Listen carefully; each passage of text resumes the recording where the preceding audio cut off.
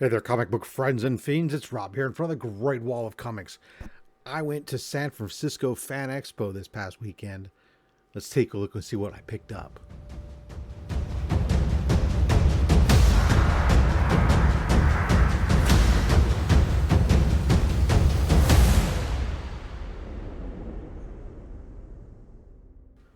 All right, so I went to San Francisco Fan Expo. It's really weird. They do Fan Expo here in the San Francisco Bay Area on Thanksgiving weekend. They rumor has it they signed a 5-year deal for it. This is year 3, so it looks like maybe we got 2 more years. Now the worst part is one of the artists there was telling me that there was a rumor going around that they're talking about changing the date when this current contract is up, and that they're looking at New Year's Eve.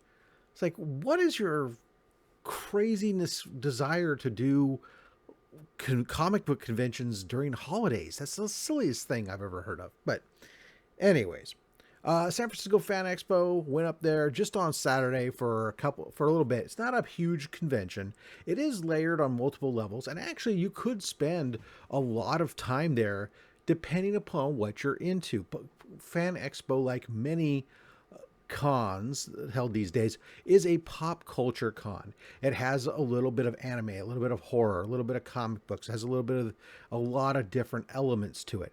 And there's a lot of panels that go on there. There are panels and of course meet and greet opportunities with different celebrities. And so all these things, if you're into those things, can take up time.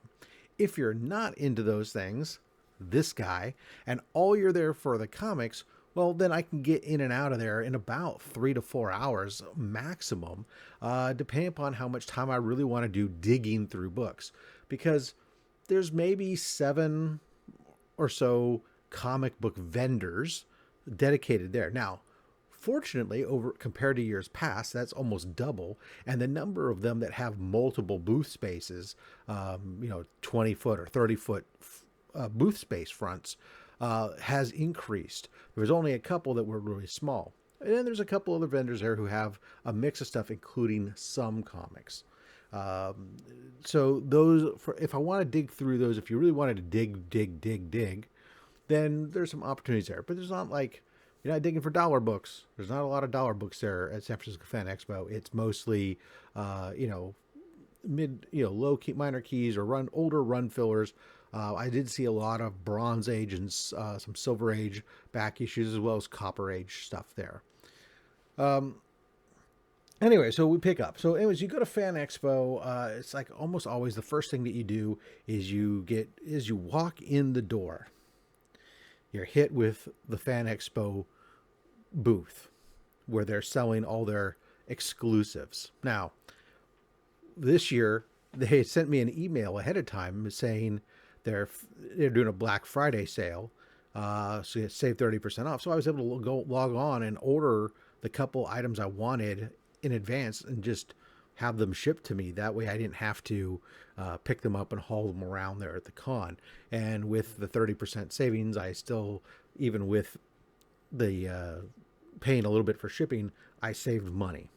But while there, you still have to get, if you're into the exclusives, there are still a couple exclusives that you can only get there, and that's the ones that are city specific. So they usually make a comic book that is a reprint of some sort, and it'll have a different variation for each city that they go to. So I have to go there to get the San Francisco one. While I was there, the first thing I did was pick up the last year's, which was the Batman 251 reprint. Look Out San Francisco instead of Look Out Gotham. The Joker's back in town. This is a great book. It was this as far as, of course, Neil Adams' classic for his reprinting goes. But this book actually would sometimes sells as much as $50. So picking it up for $15, I picked up 2 copies.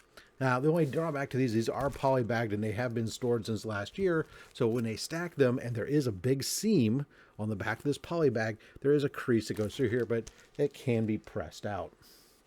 Then this year's was John Boy Myers' Batman Adventures 12. Now, John Boy Myers and Fan Expo have made many variants of Batman Adventures 12, the first appearance of Harley. This year, just another variant. And again, watch out, San Francisco, Batman and Harley are coming to town. Oh, there we go. So pick up a couple copies of those. Now, one of the neat things, if you ever find yourself going to San Francisco Fan Expo, a trick when it comes to going to the con, when you come in, it's three levels. The main level is all the vendor booths and the food. The second level is artist alley, crafts, and some panel stuff. Third level is more panels and video gaming stuff.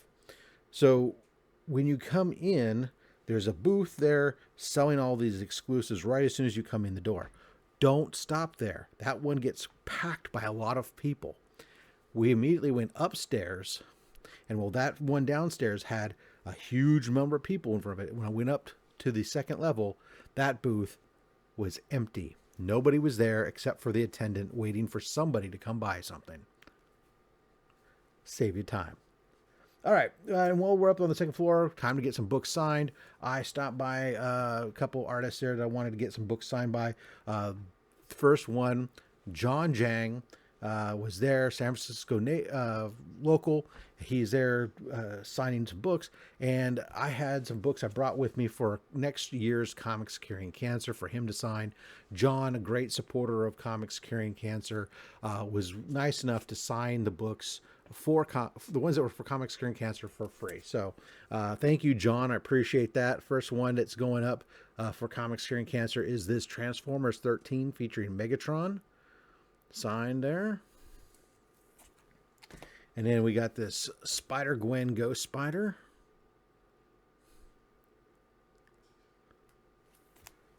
And then Ultimate Spider-Man issue 4.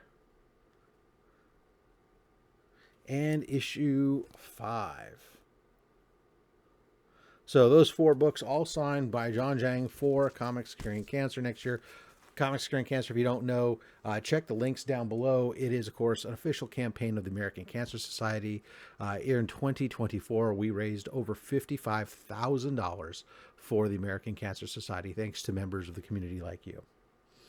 Also there this year was Miko Suayan.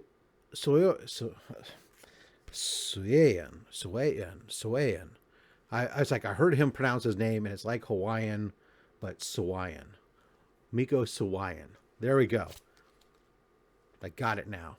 It's a difficult name for me to pronounce, I'll admit. But having our man E-Man had a beautiful walkthrough. Matter of fact, I didn't shoot any footage of this con. If you want to see it, I'll link E-Man's walkthrough video here. You can check it out.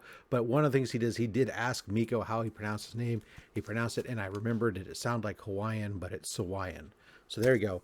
Miko Sawaiian, he had done this Sonic the Hedgehog 69 for us for Comics Curing Cancer. It was an exclusive shared with BTC. BTC, Big Time Collectibles, actually covered the entire production cost of the book and then gave us half the production run to sell, with all those proceeds going to Comics Curing Cancer.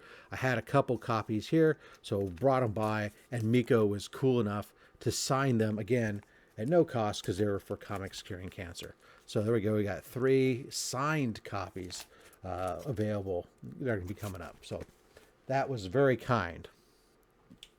Then for my own PC, I went by David Messina. Was there, had him sign this cover for Rocketeer Den of Thieves issue 1. And of course, you can't have a fan expo, I don't think, without John Boy Myers there, since he's the one who does all these things. There was a lot of cool John Boy Myers exclusives available, some absolutes, Transformers. But again, I picked a lot of those things up. I brought my own book with me. I brought Transformers number 7, a retail exclusive, and had John Boy signed it for me. Appreciate him doing that. Love these paint pens when they do this. Some of these guys are really cool. They got these little fans to blow them. And at one point we had, John Boy had like 5 or 6 of these books sitting there, and same thing with John Jang. And I was saying, you know, it'd be cool. Somebody just should create like a a tiered drying rack, like a little USB powered, a little airflow, different layers, and they can sign these books and slide them in a rack and let them dry, take up a little bit of less space. Just a thought, throwing it out there. Anyways, so that was the books that I had signed. Just one, I had brought another book for Ariel Diaz. I didn't see her, so didn't get that book signed. And then I dropped off a couple commissions. I'm not going to really get into those commissions right now because I don't have them. I dropped each of my commissions off with the artist. I knew I was only there for a couple hours. I let the artist know there was no rush. I wasn't going to be able to be there to pick them up, and I was happy to have them take those books home and work on them on their time, at their own pace, and I'd pay for return shipping. They all agreed. They all agreed that I'd get a better result that way, and was super happy to do that. But so those commissions, as they come in, we'll do some special videos on them. All right, so then we went down after doing to the getting the signature stuff. We went down, we walked a whole artist alley. We went down to the main floor, and actually, believe it or not, I ended up going to one comic book booth, and then that was really about it. I looked at a couple others and walked by them.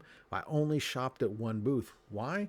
Well, because when I went to that one booth, it was a gentleman that I had dealt with many times before at Berkeley Comic Show and some other local shows. His books were all, for the most part, priced very well, and I found a lot of books that I wanted, and I basically spent my money at the one booth. He had one slab there that was that I was been looking for a while, that was a little high. But he knew it, so he brought it down. We went down together in a bundle deal, even lower. So here we go. Here's what I ended up picking up. First of all, a couple books for the giveaway bin. He had this Nova, the man called Nova #1. This was on his wall at $20. Obviously, again, we bundled stuff down because this is a mid-grade, mid or lower. It's like a 4 or 5, maybe a 5 graded copy. But hey, we're going to throw it in the giveaway bin. Somebody's going to get themselves a first Nova, first appearance of Richard Rider, Ramen Day, and Robbie Rider. Then also for the giveaway bin, we throw out this Jungle Action 17 featuring Black Panther and The Death of Killmonger.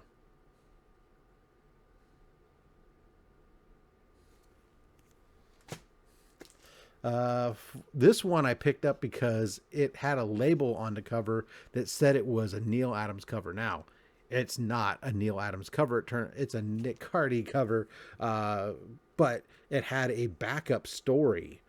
There's a Dead Man backup story in here that is by Neal Adams with Neal Adams art. And that's where I think the confusion got. But Aquaman, this is issue 51. Yeah. These early Nick Cardy Aquaman covers are phenomenal. I almost want to go on a run collecting those because they're such great covers. And they're inexpensive. I mean, it's like $10 before my bundle. And then last book for the giveaway bin is this Justice League 56, a classic Justice League of America versus Justice Society of America cover. How can you go wrong? Someone's going to love it when that gets pulled out for them. 12-cent goodness. Great freaking cover. So there we go. All right, so that's the giveaway bin books. Now, the rest of this stuff, this is the me bin books. As we say. And this first book, when I saw this, I was super excited. I just immediately thanked the gentleman whose booth this was, because I have been looking for this book for better part of 2 years. Now, when I say looking, I mean, I've only been looking at conventions or comic book shops and stuff. I've not gone on eBay looking for this book, because this was a run. My Invaders run was a run I was looking for kind of organically. And this was the last book I have needed to finish my Invaders run. That's Invaders issue 40. So I was able to pick that up. Super excited there to finally be done with my Invaders run. This is a great classic 41 issue run. I highly recommend it to other collectors. It's just great throwback, and it's a good fun read. As many of you guys know, I've been working on some Bronze Age horror stuff, so I picked up some stuff. So like this is Crypt of Shadows, issue 6. These were in for the most part, were in really good condition. So happy to grab some of these. This one here, Crypt of Shadows 21. So this is the final book in the series.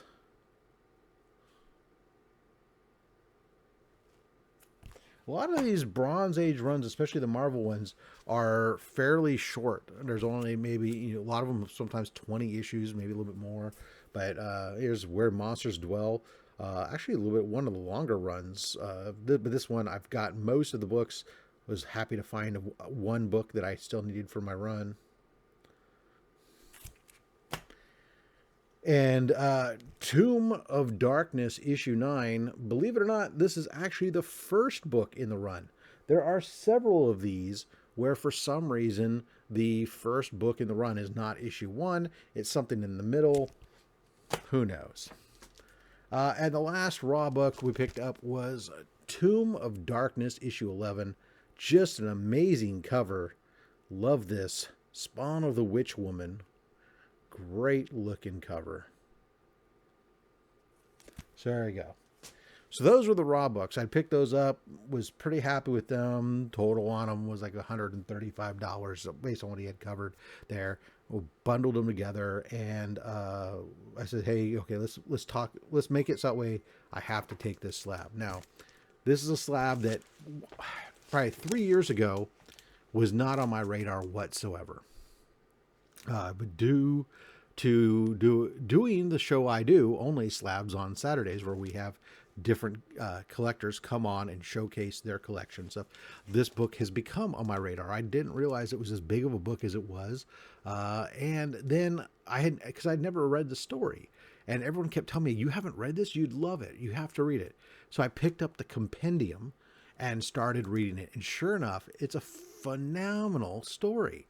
And I absolutely fell in love. And that's when I decided I had to get this book. So I've been looking for a while. A lot of this has been up pretty high for a while. Did, like many other books around now, did come down some.